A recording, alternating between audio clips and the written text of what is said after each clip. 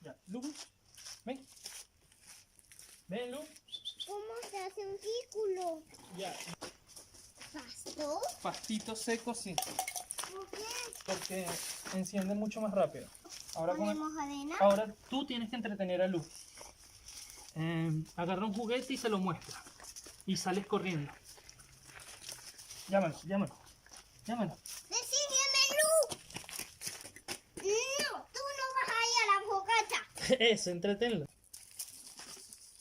Vaya, vaya. Ayúdame. ¡Ah! Ayúdame. No. Ay. ¡Ah! Ya, ya, ya, ya. ¿Y dónde está el fuego, papá? No lo he podido prender. ¡Ay, viene de nuevo! Es que Lu no me deja. Lu no me está dejando, bebé. Bien, ahí tenemos nuestra fogata. ¿Te parece? Tocámoslo. ¿Ya está lista? Buena. Bien. ¿Quieres que seamos bomberos? ¿O qué es lo que tú quieres hacer? Nosotros seamos bomberos y apagamos el incendio. Perfecto. Tengo el extintor, amigo.